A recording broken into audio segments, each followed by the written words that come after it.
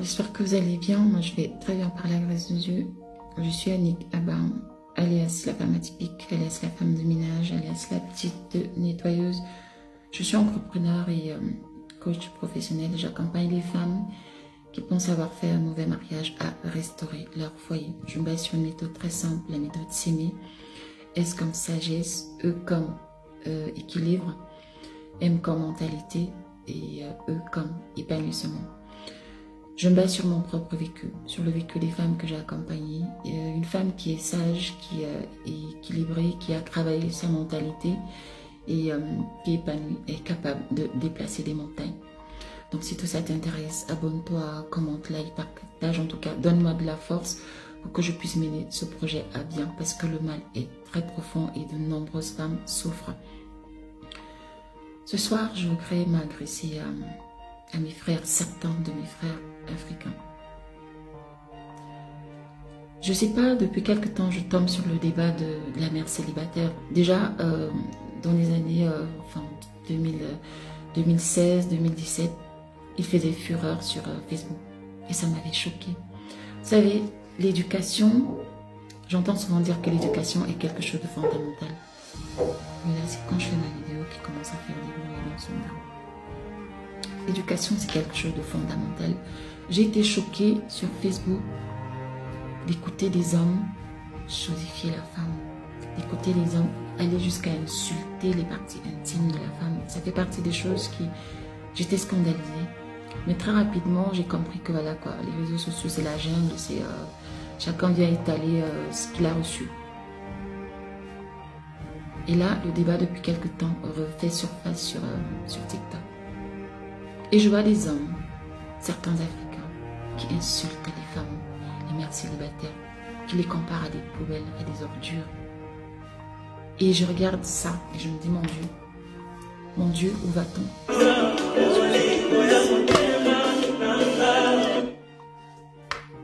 Et je me dis, où va-t-on? Vous avez quand même été porté par des femmes. Alors, s'il va y revenir à moi, c'est grâce à la maternité que j'ai décidé de me remettre sur le droit chemin. C'est grâce à la maternité que j'ai même commencé à être, que j'ai recommencé à être ambitieuse, que j'ai recommencé à avoir des projets. Parce qu'avant, comme je le dis souvent, j'étais une femme toxique, j'étais une épave, j'étais comme ça, je faisais de la navigation. En fait, je me laissais vivre. Mais quand je me suis lancée dans le projet de maternité, je me suis dit, Annick, il faut que tu t'assagisses. Annick, il faut que tu mettes de l'ordre dans ta vie. Est-ce que vous savez ce que ça représente à une femme de donner naissance à un enfant? Là, je ne parle même pas des contractions, je ne parle pas de la délivrance, de l'accouchement. 9 mois de souffrance. 9 mois pendant lesquels tu vis avec un corps étranger en toi et tu subis jour et nuit. C'est-à-dire chaque phase de la grossesse est une épreuve. Quand c'est le début, c'est la fatigue, c'est les nausées, les machins. Et après, ça va être les coups de poing, les coups de pied, les coups de machin. Ou après, ça va être l'étape où tu dois aller faire pipi tous les 10 minutes parce que la vessie subit la pression du poids du... Est-ce que vous savez ce que ça représente, ce que ça représente pour une femme de donner la vie? Vous voulez quoi? Qu'on devienne toutes... qu'on remplisse tous des faux sceptiques avec des fœtus parce qu'on aura tellement honte de donner la vie qu'on va évacuer, c'est ce que vous voulez? Vous savez ce que ça représente pour une femme de faire 1, 2, 3, 4 enfants? Il y en a qui font plus. Vous savez ce que ça représente? Vous pensez que c'est facile?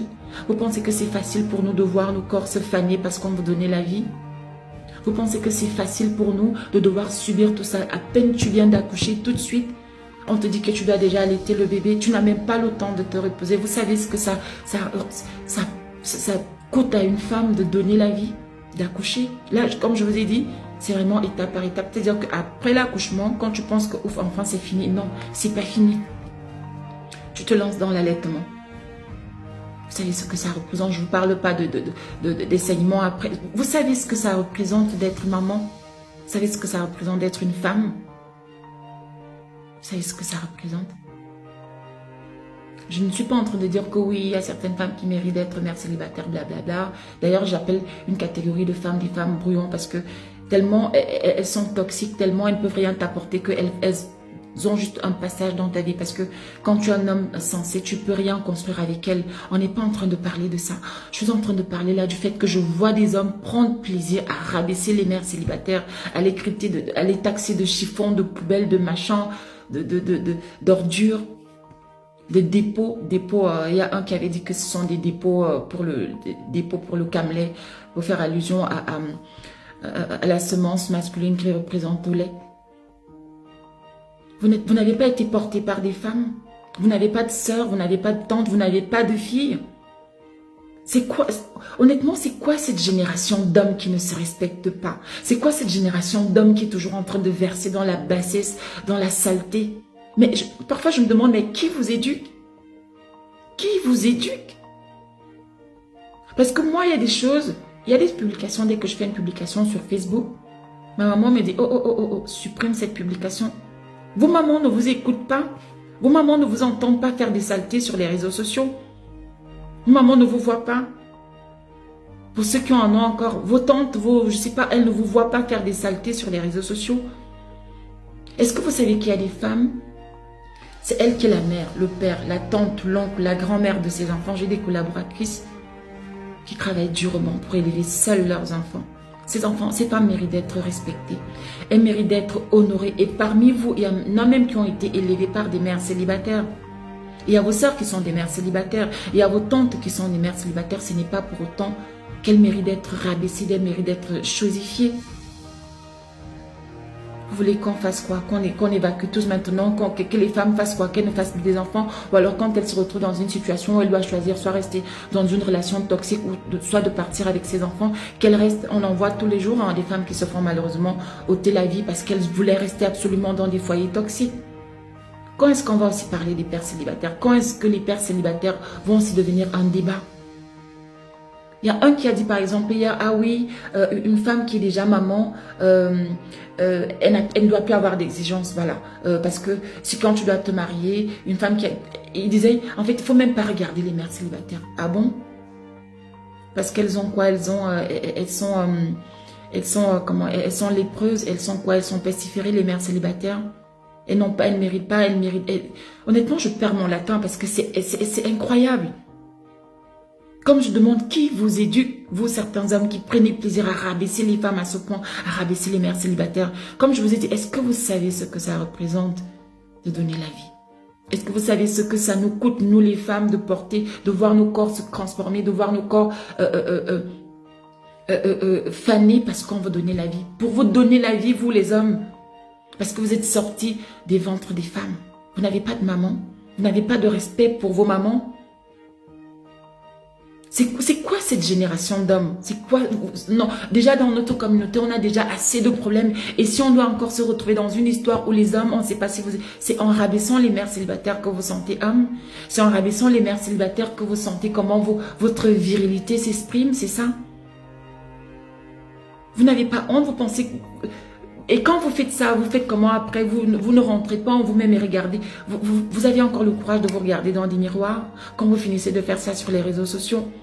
Quand vous finissez de rabaisser vos sœurs, quand vous finissez de... Vous pensez qu'il y a dans la communauté africaine qu'il y a des mères célibataires? Non, il n'y a pas que les femmes noires qui sont des mères célibataires. Ce sujet ne fait pas autant de débat que dans la communauté noire qu'ailleurs. Parce qu'ailleurs, au moins, ils savent que ce n'est pas facile d'être mère célibataire, d'élever seule son enfant. Mais vous les rabaissez. Ah non, moi je préfère... Oui, vous pouvez avoir vos choix.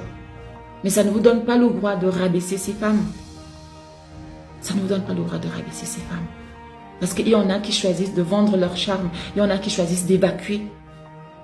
Alors, respectez celles qui choisissent aussi de donner la vie et surtout qui choisissent d'assumer, qui choisissent d'élever seules leurs enfants. Parce qu'elles peuvent décider aussi d'évacuer. Qu'est-ce que vous voulez? Vous voulez fabriquer quelle version de femme? Vous voulez fabriquer une génération de femmes insensibles à la maternité, c'est ça? Vous voulez qu'on abandonne tous les enfants comme les hommes le font déjà, que nous aussi, on abandonne les enfants? Comme ça, on ne va plus nous appeler des mères célibataires. Qu'est-ce que vous cherchez au juste en rabaissant les mères célibataires à ce point? Vous cherchez quoi? Voilà, je suis une femme et moi, ça me fait mal. Ça me fait mal de voir ça, de voir à quel point les mères célibataires sont chiffonnées, à quel point elles sont chosifiées et je voulais en parler.